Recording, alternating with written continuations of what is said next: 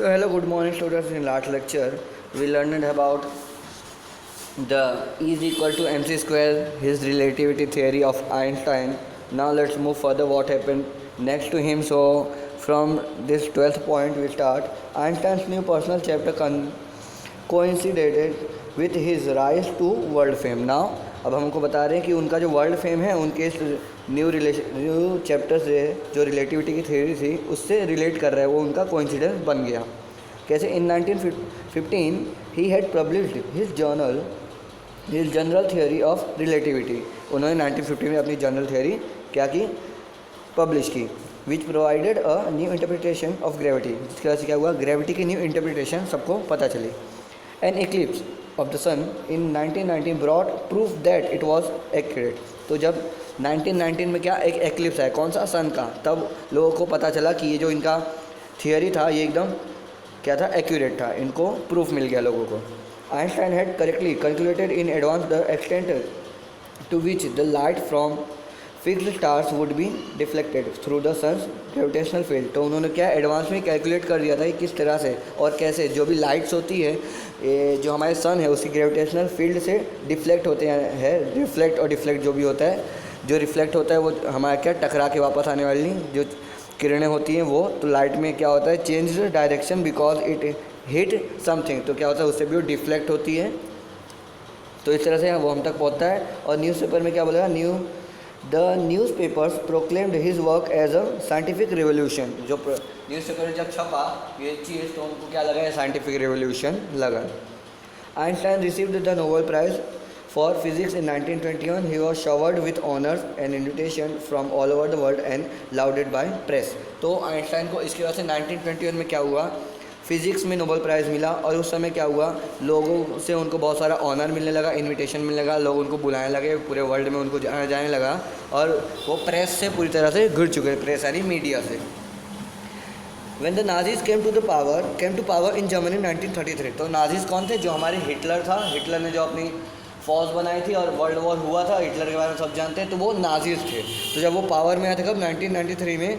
तो जो हमारे आइंस्टाइन थे उनको यूनाइटेड स्टेट में बुला लिया गया। और 5 साल बाद 5 years later the discovery of nuclear fusion in Berlin had American physicians in an uproar. तो जो अमेरिकन फिजिशियंस थे जो फिज़िक्स में काम करते थे, जिसमें हमारे आइंस्टाइन भी थे, वो सब क्या एक सदमे में चले गए। क्यों? Many of them had fled from fascism. तो इसकी वजह से क्या डर के मारे सब दूर चले गए। जस्ट एज आइंस्टाइन हैड, जैसे कि आइंस्टाइन को जैसे दूर कर लिया गया वैसे इनको भी दूर कर लिया गया। And now they were afraid of Nazis could build and use an atomic bomb. अब सबको क्या डर लग रहा था क्योंकि जो नाजीज थे वो कोई एक एटॉमिक बॉम्ब बना के उनके ऊपर अटैक ना कर दे। At the urging of a colleague, Einstein wrote a letter in the American president to the American president। तो एक कलीग के बहुत फोर्स करने पे क्या किया आइंस्टाइन ने? अमेरिकन प्रेसिडेंट कौन थे? Franklin D Roosevelt. उनको क्या एक लेटर लिखा, कब लिखा? 2 अगस्त 1939 में। इन विच ही वार्नड, जिसमें उन्होंने एक वार्निंग दे दी कि अगर एक single bomb of this type, ऐसा एक टाइप का single bomb exploded in a port, अगर किसी पोर्ट में एक्सप्लोड होगा, might very well destroy the whole port together with some of the surrounding territory. तो उस पोर्ट के अलावा उसके आसपास कोई और जगह जो भी होगी, टेरिटरी होगी, उसको भी ये क्या कर सकता है? डिस्ट्रॉय कर सकता है। His words did not fail to have an affect. और इसके वजह से क्या? His words did not fail to have an effect, कोई इफेक्ट ना लेने में फेल होते हैं। The American developed the atomic bomb in a secret project of their own. अब क्या किया? जो अमेरिकन थे उन्होंने सीक्रेटली अपना खुद का एक एटॉमिक बॉम्ब बनाया and dropped it on the Japanese cities of Hiroshima and Nagasaki. Hiroshima और नागासाकी जिसके बारे में हमने सबने सुना है, वहाँ पे परमाणु बम फेंका गया था। तो ये इस तरह से हुआ। कब फेंका? 1945 में। और उसके इफ़ेक्ट आज भी हमको देखने को मिलते हैं। Einstein was deeply shaken by the extent of the destruction. और ये जो डिस्ट्रक्शन उन्होंने देखा, ये सब इस डिस्ट्रक्शन ने उन्हें अंदर से हिला के रख दिया। This time he wrote a public missive to United Nation. In it he proposed the formation of a world government. अगर उन्होंने क्या पहले ये प्रेसिडेंट को लिखा कि ये गवर्नमेंट को कंट्रोल करना चाहिए, लेकिन उन्होंने नहीं किया। अब उन्होंने डिमांड कि ये नेशनल गवर्नमेंट को छोड़ के एक इनके भी ऊपर एक वर्ल्ड गवर्नमेंट होनी चाहिए जो इनको कंट्रोल कर सके। और ऐसा लेटर उन्होंने किसको लिखा? यूनाइटेड नेशंस को लिखा था। लेकिन but over the next decade, sorry, unlike the letter of Roosevelt, this one made no impact. इसकी वजह से रोसोवेल्ट के जैसे इसमें लेकिन कोई इम्पैक्ट नहीं पड़ता, लेकिन but over the next decade Einstein got over more involve in politics. अगले डिकेड में क्या होता है, जो आइंस्टाइन है वो पॉलिटिक्स में बहुत इन्वॉल्व हो जाते हैं.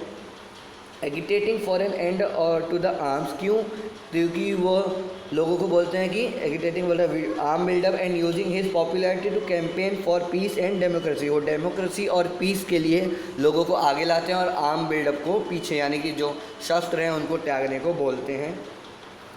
When Einstein died in 1955 at the age of 76, तो आइंस्टाइन की डेथ कब हुई 1955 में, और कितनी एज थी, 76 थी. He was celebrated as a visionary and world citizen as much as a scientific genius. तो उनको साइंटिफिक जीनियस माना जाता है और वर्ल्ड का सिटीजन और एक विजनरी भी माना जाता है. So what is an visionary? A person who can think about the future in an original and intelligent way. तो इन्होंने कितने ही चीज़ें ऐसे की और क्या किया, जो भी हमारा फ्यूचर था उनके बारे में एडवांस में सोच के बहुत सारे काम किए थे. तो ये थे हमारे जीनियस, और इनके बारे में हमारा चैप्टर था अ ट्रूली ब्यूटीफुल माइंड.